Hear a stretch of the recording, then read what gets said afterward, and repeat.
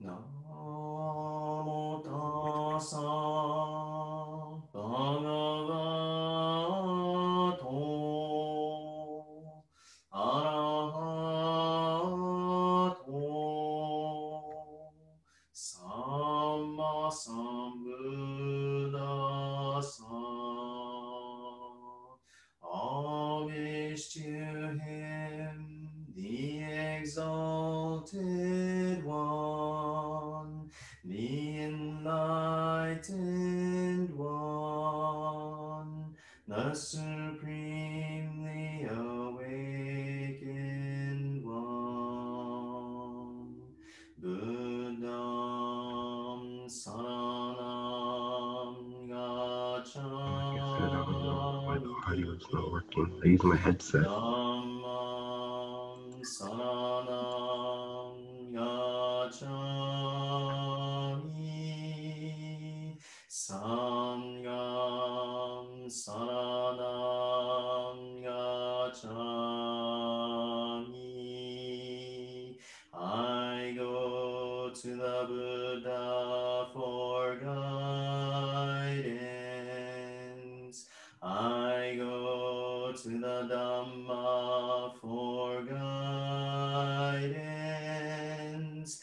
I go to the Sangha for guidance. Namo Kie Butsu. Namo Kie Ho. Namo Kie So. Namannam, namannam, namannam, namannam, namannas, namannas.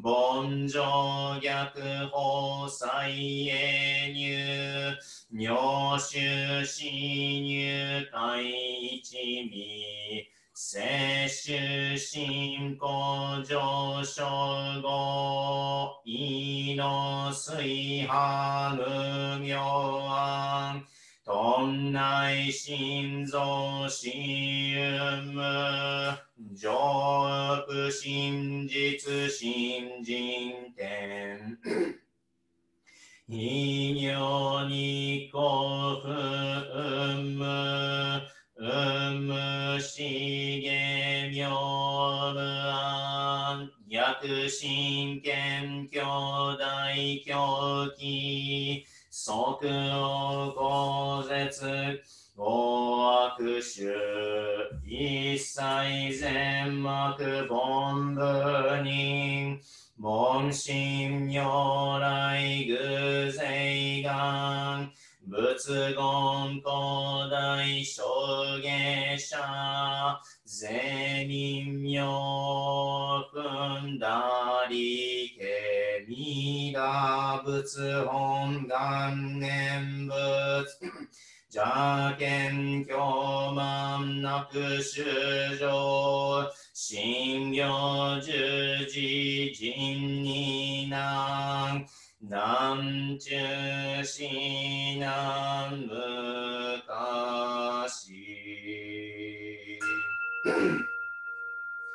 ナマンナブ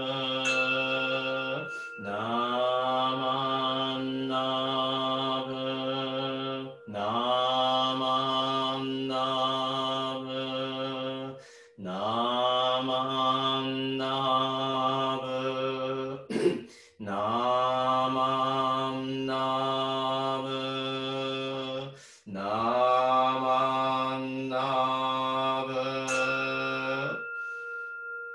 何にしくどく平等聖祭の本も大心往生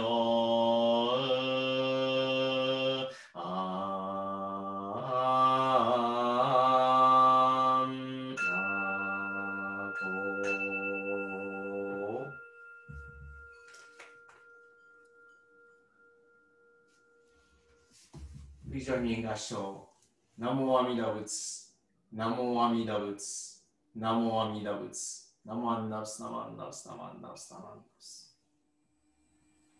Entrusting the vow of the Buddha and reciting the sacred name, I shall proceed through the journey of life with strength and joy. Revering in the light of the Buddha, reflecting upon my imperfect self, I shall strive to live a life of gratitude. Following the teachings of the Buddha, discerning the right path, I shall spread the true Dharma. Rejoicing in the compassion of the Buddha, respecting and aiding one another, I shall do my best to work towards the welfare of society. Namo Amida Butsu. Sensei, did you want to read that in Japanese now? Okay, we'll go ahead and read this in Japanese. 浄土真宗の生活信条。一つ御仏の誓いを信じ、尊い皆を唱えつつ、強く明るく生き抜きます。一つ御仏の光を仰ぎ、常に我が身を顧みて、感謝のうちに励みます。一つ御仏の教えに従い、正しい道を聞き分けて、誠の実りを広めます。一つ御仏の恵みを喜び、互いに敬い助け合い、社会のために尽くします。ナマンナウス、ナマンナウス、ナマンナウス、ナマンナウス。Okay, please join me in Gasho. When describing the Pure Land, Shakyamuni explains the following. Quote, there are lotus flowers as large as chariot wheels growing in the pools.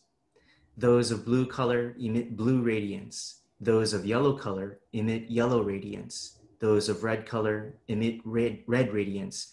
and those of white color emit white radiance. They are exquisite, wonderful, fragrant, and pure. Namo Amida Butsu. Namo Amida Butsu. Namo Amida Butsu. Namo Amida Butsu. Namo Amida Butsu. Okay, so good morning, everyone. It's nice to see everyone again this week. It's funny because in some ways, your faces are very familiar now. They're becoming familiar. But on the other hand, I still feel like I haven't met many of you because, I haven't spoken to you directly or heard you speak, your voice, your mannerisms. So it feels like I kind of just got here. But I think, in many ways, this is probably going to continue on for some time. But I guess it's shikataganai, yeah. But I'm happy to be here with you all and happy to hear the teachings of the Buddha Dharma alongside with you. So I'm sure you are watching, what's happening in the news lately right now. And I think much of the news is being focused on the politics and the upcoming election. I think there's a lot to say on this topic, and many of you might have strong opinions on how you feel about this issue. I think one thing that I've noticed that is kind of concerning is the emphasis on divisiveness and scapegoating of certain groups of people. Every day we flip on the news, it seems like there's something new that is taking place. It's like one thing after another, and the situation is very just constant and unstable, and it causes much anxiety, frustration, and stress. I know I can only take so much, so I have to, stop or make it a point to stop watching the news, just because, I only have so much money budgeted for television, and I don't want to punch the screen and break my TV every single time. So I have to make it a point to turn off my TV. But you understand that it's sheer madness right now what's going on. My heart goes out to all the people who have to report on this kind of news every day, because I can't even begin to imagine how stressful that work might be. But anyway, so I'm not here to talk about how to lower our stress or how to deal with anxiety, but I would like to look at this issue in the context of our spiritual selves. How would Jodo Shinshu put in its 2 cents on matters like this? Jodo Shinshu Buddhism says that all sentient beings are what is called bonbu, which means people who have blind passions or attachments. We are unable to see things as they are. And so we judge things based on our biased views. I'd like to give you a few examples of this. I love to eat udon. I am a udon lover. I will choose udon over somen, over soba, over chow mein, chow fun, pho, over ramen, any day, right? And this is my bias. I love udon because I have been eating it since I was a child. My grandma is from Kochiken, which is in the island of Shikoku in Japan. And Shikoku people eat udon, primarily due to the influence of Kagawa. Kagawa Prefecture is its neighboring prefecture. And Kagawa is known for its udon. Like for example, have you ever heard of Sanuki udon? Sanuki is the old way of saying Kagawa. And so it's in the same Shikoku island, and so that's why they eat udon a lot over there. So my grandma used to make it for me all the time, and so she ate it all her life. Her parents probably ate it all their lives. So it's kind of built in the blood, if you will, right? I don't know if you've ever seen the movie Forrest Gump, but the person Bubba. The character who plays Bubba, he likes to eat shrimp, and he explains that all through the generations before him, they used to always eat shrimp too, and so that's why he naturally has an inclination towards shrimp. So I'm kind of the same way with udon, but basically what that is that my karmic past conditioned me to have a bias towards udon over any other noodles. So if I had grown up, with Vietnamese parents, I probably would have preferred pho over udon. Maybe not, it could have been the case that, I was, taught to eat many different kinds of foods as a child. And so then I might prefer udon over pho, but who knows, but again, that's about the karmic past. So my karma has conditioned me to prefer one thing over another. And this is not just the case with food.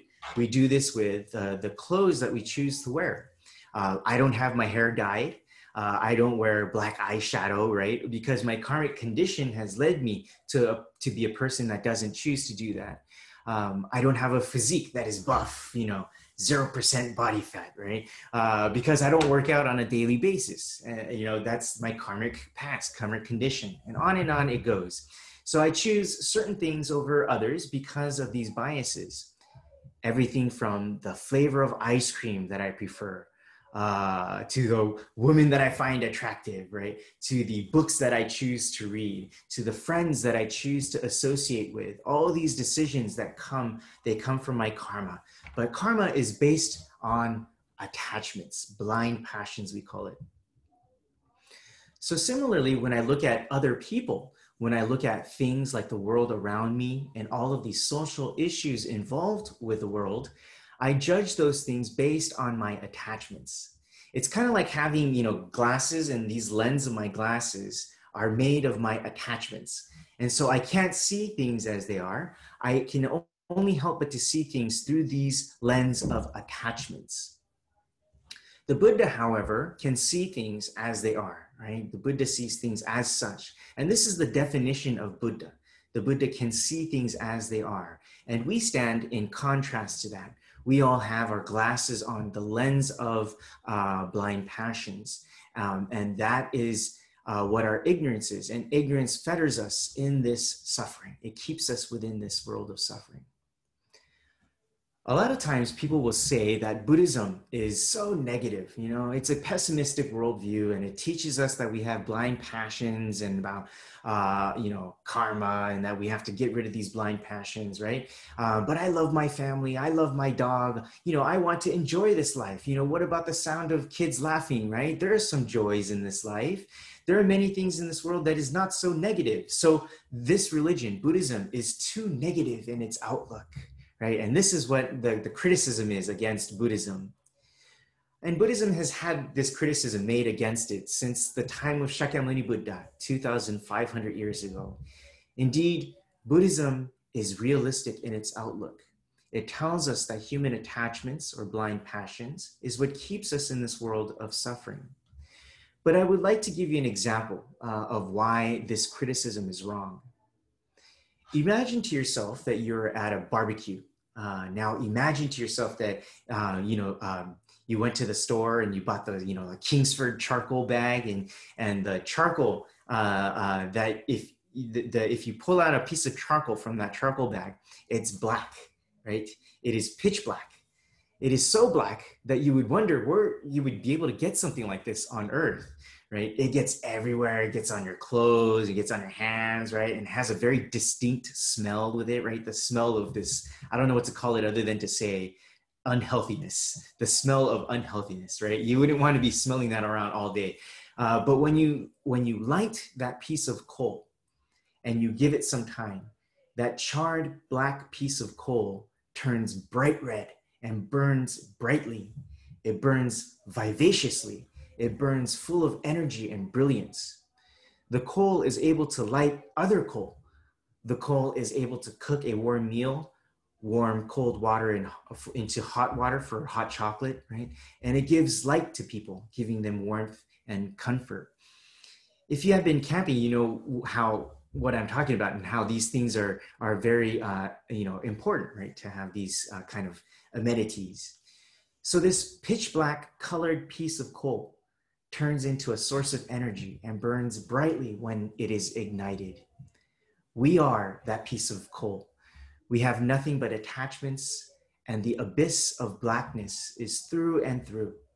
But it is precisely because of our nature of delusion that when we encounter the flame of Amida Buddha's great compassion, we are able to then burn brightly and with ferocity.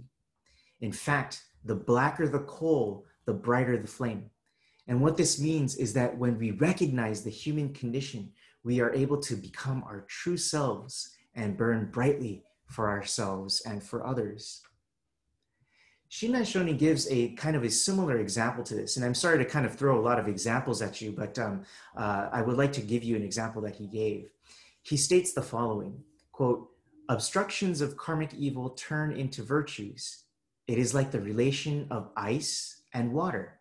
The more the ice, the more the water. The more the obstructions, the more the virtues, end quote. So what he is explaining here is that our nature as Bonbu, or people with blind passions, is like that of ice. But with Amida Buddha's warm compassion that we receive, that ice melts into the water of virtue. So the more we recognize just how deep our blind passions go, the more we see how we are in a condition of not being able to free ourselves from suffering. And this is like the amount of ice that we create. But the more ice that we see, right, that we create, then we encounter Amida Buddha's great compassion, and that ice becomes the water of virtue. The more the ice, the more the water, Shinai Shonin explains. So it's important to note one thing, though, about this, is that Shinran is not saying to go out and do bad things, right? He's not saying go out and hurt others, right? Rather, what he's explaining is that when we truly see the human condition for what it is, that we are beings with attachments, and the clearer that becomes, the more we can see just how much we are embraced in the Buddha's compassion. This then enables us to be our unique selves, because we can live authentically in accordance to truth. So going back to the charcoal example, the more the blackness of the coal, the brighter and more brilliant we burn, and the flame of our life will be uniquely ours. The passage that I read to you at the beginning of today's talk is explaining this, just that, what I'm talking about, this unique self. In the smaller sutra, it explains that the lotus flower of the Pure Land will shine brightly in its own unique and authentic way. The blue-colored lotus will emit its blueness to its fullest.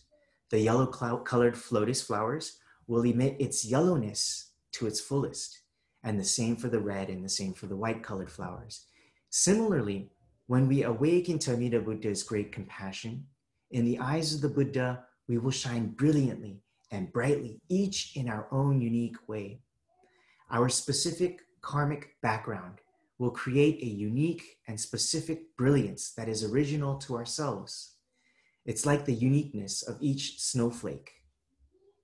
So if you are for example, a musician, you will shine in your playing. If you are a teacher, you will shine in your teaching. If you are a parent, you will shine in your parenting. If you are a judo black belt, you will shine when you do your judo. If you are a scientist, you will shine while you're doing your work. And this is what the Buddha teaches us. Amida teaches us that our lives are special, that your existence is crucial in this time and space. The Buddha understands this. We are the ones who have to come to this understanding. And this teaching is explained to us, given to us, provided for us in the form of Amida Buddha's great compassion, the message of Namo Amida Butsu. So no, this teaching is not pessimistic. It's not negative. It is realistic. It is uplifting.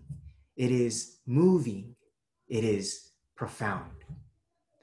But the only way to unlock the depth of this teaching is when we open ourselves up to the Buddha's great compassion and have the audacity to see our true selves, the Bonbu.